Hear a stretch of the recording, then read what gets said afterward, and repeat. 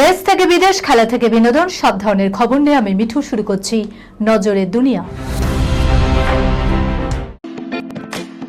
Lake view হাসপাতাল, সময় অসময় সব সময় আমাদের পরিষেবা modular OT, paediatric surgery, plastic surgery, general surgery, neuro surgery, urology, gastroenterology, gynaecology, orthopaedic, ENT, chest সমস্ত অভিজ্ঞ চিকিৎসকদের দ্বারা চিকিৎসা করা হয়।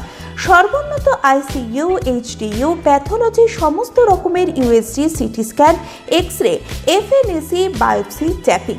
শুধুমাত্র আমরাই পারি স্বল্প মূল্যে অত্যাধুনিক প্রযুক্তির চিকিৎসা, কলকাতা ও হায়দ্রাবাদের বিশেষজ্ঞ চিকিৎসকদের সুপরামর্শ, নিজস্ব ফার্মাসিতে 20% ছাড়ে ওষুধ, প্রতি রবিবার প্রসূতি মায়েদের বিনামূল্যে ইউএসজি পরিষেবা। ঠিকানা লেক ভিউ হাসপাতাল, লালদিঘি মোহনা বাসস্ট্যান্ডের পিছনে, বহরমপুর, মুর্শিদাবাদ। তামিলনাড়ুতে বাজি কারখানায় ভয়াবহ বিস্ফোরণ, মৃত কমপক্ষে 20 ছিন্ন বিচ্ছিন্ন শ্রমিকদের দেহ। তামিলনাড়ুতে বাজি কারখানায় ভয়াবহ বিস্ফোরণ, এই ঘটনায় কমপক্ষে 20 জন শ্রমিকের মৃত্যু হয়েছে, আহত হয়েছেন আরও 6 জন। শুরু হয়েছে উদ্ধার কাজ। আহতদের উদ্ধার করে স্থানীয় হাসপাতালে ভর্তি করানো হয়েছে। তাদের অবস্থা আশঙ্কাজনক বলেই জানা গিয়েছে। মৃতের সংখ্যা বাড়তে পারে বলে মনে করছে প্রশাসন। ঘটনার খবর পেয়ে শ্রমিকদের মৃত্যুতে শোক প্রকাশ করেছেন তামিলনাড়ুর মুখ্যমন্ত্রী এম.কে. স্ট্যালিন। তামিলনাড়ুর বিরুথুনগর জেলার কট্টনারপট্টি গ্রামের এই ঘটনাটি ঘটেছে। জানা গিয়েছে বাজি কারখানার ভিতরে 4টি ইউনিট ছিল। রবিবার সেখানে বাজি তৈরির কাজ করার সময় বিস্ফোরণটি ঘটে। বিস্ফোরণের তীব্রতায় গোটা এলাকা কেঁপে ওঠে, সাদা ধোঁয়ায় ঢেকে যায় আশপাশ। ঘটনাস্থলে 20 জন শ্রমিকের মৃত্যু হয়েছে। খবর পেয়ে দ্রুত ঘটনাস্থলে পৌঁছায় পুলিশ ও দমকলের কর্মীরা। ইতিমধ্যেই আগুন নিয়ন্ত্রণে এসেছে বলে জানা গিয়েছে। মাঝ আকাশে 4 ঘন্টার আতঙ্কের প্রহর, ভয়ে চিৎকার করে কাঁদছেন যাত্রীরা। হঠাৎ বিপদের ফ্লাই 91 বিমান শেষমেশ কি হলো দেখুন। হায়দ্রাবাদ থেকে হুবলি যাওয়ার পথে একটি ফ্লাই 91 বিমানে মাঝ আকাশে প্রযুক্তিগত ত্রুটির জেরে ঘুরপাক খেতে থাকে। ঘটনায় রীতিমতো আতঙ্কিত যাত্রীরা। এক যাত্রীর ভিডিও ভাইরাল হয়েছে, যেখানে দেখা যায় তিনি ভয়ে হাউ হাউ করে কাঁদছেন এবং হাত জড়ো করে প্রার্থনা করছেন। সূত্রের খবর অনুযায়ী হায়দ্রাবাদ থেকে হুবলি যাওয়ার পথে একটি ফ্লাই 91 বিমানে মাঝ আকাশে প্রযুক্তিগত কিছু ত্রুটি দেখা যায়। পরে সেটিকে বেঙ্গালুরুতে ডাইভার্ট করা হয়।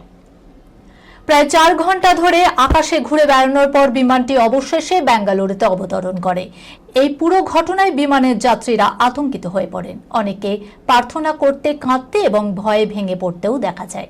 সোশ্যাল মিডিয়ায় ভাইরাল হওয়া ভিডিওগুলোতে দেখা গিয়েছে প্রায় 4 ঘন্টা ধরে যাত্রীরা ঈশ্বরের নাম জপ করছেন, কাঁদছেন এবং আতঙ্কে ভুগছেন, আর বিমানটি বিভিন্ন এলাকায় চক্কর কাটছে। লেবাননে যিশু খ্রিস্টের মূর্তি ভাঙলেন ইসরায়েলি সেনা, ছবি ভাইরাল হতেই নিন্দার ঝড়।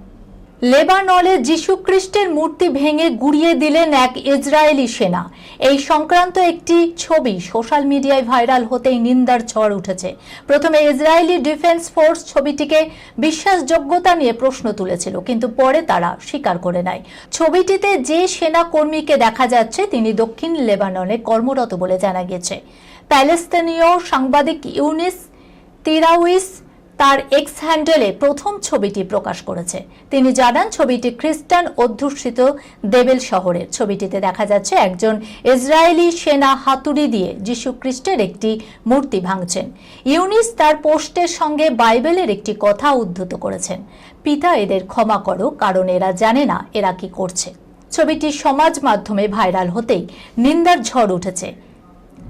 এক নেটিজেন লিখেছেন, এই ঘটনা কিসের প্রতীক তা বোঝার জন্য খ্রিস্টান হওয়ার প্রয়োজন নেই।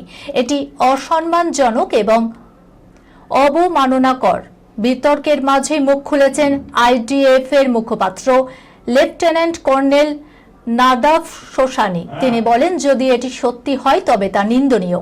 এই ধরনের কর্মকাণ্ড আইডিএফ এর মূল্যবোধ এবং ইসরায়েল সেনাদের আচরণের সঙ্গে সঙ্গতিপূর্ণ নয়। ঘটনার পুঙ্খানুপুঙ্খ তদন্ত করা হবে বলে আশ্বাস দিয়েছেন তিনি। জীবনের প্রথম বিকিনি শুটে মডেলের পোশাকে দেখে লজ্জায় লাল হয়েছিলেন রণবীর সিং। সামলে নিন সোনালি। অভিনেত্রী সোনালী রাউত সম্প্রতি জানিয়েছেন যে রণবীর সিং তার প্রথম বিকিনি শুটের সময় খুব নার্ভাস ছিলেন। তার সঙ্গে ছিলেন সোনালী রাউত, যিনি এর আগেও একই ধরনের সাহসী শুট করেছেন। তিনি রণবীরকে স্বাচ্ছন্দ্য বোধ করানোর দায়িত্ব নিয়েছিলেন, কারণ সেই সময় রণবীর ইন্ডাস্ট্রিতে নতুন এবং কিছুটা লাজুক ছিলেন। সোনালী বলেন, আজকের রণবীর যেমন প্রাণবন্ত, সেই সময় তিনি একেবারেই অন্যরকম ছিলেন। পুরনো রণবীর খুব লাজুক ছিলেন, এমনই বলেছেন সোনালী। ফিল্মি বিটকে দেয়া এক সাক্ষাৎকারে সোনালী বলেছে, আমি রণবীরকে অন্যভাবে চিনি। সোনালী আরও বলেন যে রণবীর চুইংগাম চিবোচ্ছিলেন, পারফিউম মেখেছিলেন, তবে আমি একদম নির্বিকার ছিলাম। আর ফটোগ্রাফার বলছিলেন, সোনালী ওকে অস্বস্তিতে ফেলো না, তুমি ঠিক আছো, কিন্তু ও একটু ঘাবড়ে গেছে, দয়া করে ওকে স্বাচ্ছন্দ্য বোধ করাও। এই খবরের সঙ্গে শেষ করলাম আজকের নজরে দুনিয়া। আপনারা দেখছেন টিভি 24 বাংলা, সংবাদ বিনোদন সারাদিন সারাক্ষণ।